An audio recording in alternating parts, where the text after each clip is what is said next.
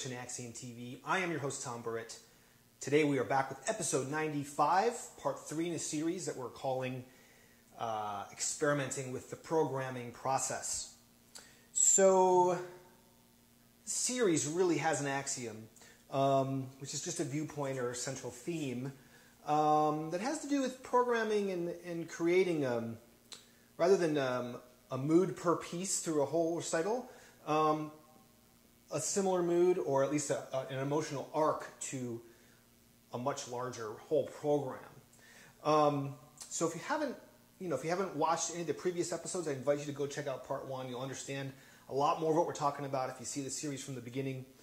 We used to do this a lot on the show, is go back and read some comments that have been left from the previous show and discuss them through and answer a few questions and discuss some things. And we haven't done that in a long time. So I thought today, since there have been so many great comments, and I want to say thank you to everyone that's leaving comments, I continue to be really impressed with the intelligence and just your willingness to share some of your ideas, and they've been really helpful to me. And to be honest, it's the one thing that helps me, one of the few things that helps me keep moving this show forward and actually keep doing the show. So I wanted to just read and discuss one, because it's kind of centered around an idea that I should have been clearer about from the beginning, or at least I meant to talk about. If I can handle my trusty old Chromebook here, since Facebook comments are in Flash, I can't get them to show up on my iPad. So we had a lot of great comments. This is from episode 93, a few episodes back. But Jonathan Colazzo brings up something that I really wanted to talk about. And he says, I personally love the idea of extending the emotional arc of a recital. You know, Jonathan, you say it way better than I ever did. I love that term, emotional arc. But I do have a question. Does aiming for creating this arc through the entire program greatly affect your piece selection? So many pieces accomplish the emotional intensity journey within themselves. That is true. But yeah, so I wanted to address that real briefly here, because it kind of fits in nice into where we're going to go as we move through the series. So absolutely it does, Jonathan. Rather than selecting pieces that pertain to some of the theme, or like I have done in the past several years of programming pieces that I helped commission or sole commissioned, this process was totally different, where I'm actually looking for pieces from a totally different perspective of how do they fit into this theme, how do they fit into the grand scheme of this emotional arc that you put, that I'm trying to create. So the two pieces we're going to talk about today, last episode we talked about the prelude, which was Jinri Ung's Cinnabar Heart. As I was developing this program, I didn't have good choices to get things rolling. And the beginning of this arc really needs to feel depressive almost. The word depravity comes to mind. Sad. Kind of aimless, or just this deep emotion of fear and sadness. So as I began to look at the repertoire, it was really hard for me to find pieces that fit that void to get this thing kind of off to the start that it needs to have. And so the first piece that I came up with wasn't something that I really necessarily wanted to play. I've heard it before. It was actually pretty easily determined, and that was Robert Aldridge's Sad Song. And so that one seemed to fit very well, obviously, with the obvious title. The mood of the piece, too, and the way that it transpires really helped kind of fit the perfect thing there. But I was in need of one other piece.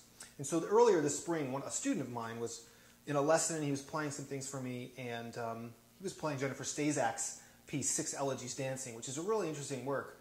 If you're unaware, you should check it out. 6 really short movements. And I came upon the third movement, and the student was playing it for me, called Gingerly / Very Stable. And I don't know if it could have been just that I was desperately searching for something to fill this void. But as he began to play it, it hit me like a ton of bricks that this was the one that fit the bill. So that's one of 6 or 7 pieces that I chose for this. And it just sort of happened, just sort of came in and was sort of happenstance, actually. And I kind of like that part of it, that somehow this all came together without too much of my direction. Okay? The idea of just being open to that process of, okay, something else is possibly directing how this is all going to come together. And they may sound kind of wacky and kind of out there, but for me, there's something trusting in that this is actually something that is supposed to be done. It's not something that I'm just kind of pushing forward no matter what. So anyway, long story short, to answer your question, is it absolutely does. That process to me was one of the more interesting things as far as how these pieces fell into place. And as we move through these pieces in order, which we'll begin to do today, I'll try to remember to talk more about how each piece fit into sort of that and how I discovered that. All right, so we've done the prelude. We're going to move into the very beginning of this set that sort of, like I said before, it has to have that sort of starkness to it. And so I think the Stazak movement really sort of fits that need just perfectly. And then we go into Sad Song.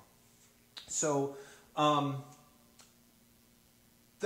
purpose behind these series of episodes is to just kind of give the audience a little bit of inside look into kind of what this looked like. So that's a little story about how I chose the first two pieces. Emotionally, this should feel like, the Stazak specifically, should really feel like I'm stumbling, like I'm just kind of wandering aimlessly. So these are the types of things that I'm really thinking as I'm playing this. And, you know, it should absolutely sound, those things should absolutely make a difference in the way that I play it. So I hope that's apparent. That's the first thing. The second thing is I would play this piece, or this movement of a piece, very differently in this situation than I would if I was playing the whole piece, since this is only one of 6 movements. And I think that kind of hit me too as being interesting, is how we would play something differently based on the larger context. So for whatever that's worth, that's just something that I wanted to share with you guys. So what I'll do right now is just kind of play through this movement, give you a sense of the actual physical performance of all these things I've been talking about, and then show you the transition from one piece to the other. That's the other really interesting thing that I had to work through with this process, is how do we get from piece to piece? What does that look like? There are logistical concerns of mallet choice, that sort of thing. So I've had to think out of the box. We'll get to that later in the series of how to change mallets without, if need be, without distracting the mood. And that really helped me come up with some tricks, if you will, to kind of make that happen. So yeah, okay. So I'm just going to play through this and just get into the first movement of Sad Song, which is the one that immediately follows this, by Aldridge, and you can just kind of see how that will happen when it comes time to play the whole thing. All right, this is Jennifer Stazak's Gingerly, Very Stable.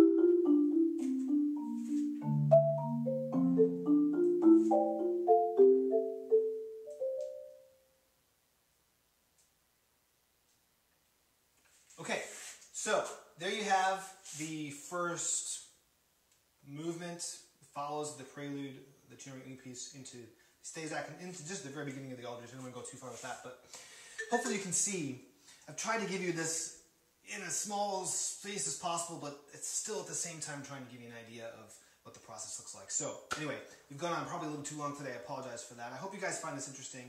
Keep the comments coming. They're awesome. Thank you so much for that. That's today's episode. Thank you so much for watching. Please, what are your thoughts? I'd love to hear, last time it was, what are your favorite, what were your 1 or 2 favorite recitals that you've been to and what made them unique? More commonly, you guys are just giving me your thoughts about all of this, so I welcome that as well. And thank you guys so much, and we'll see you next time.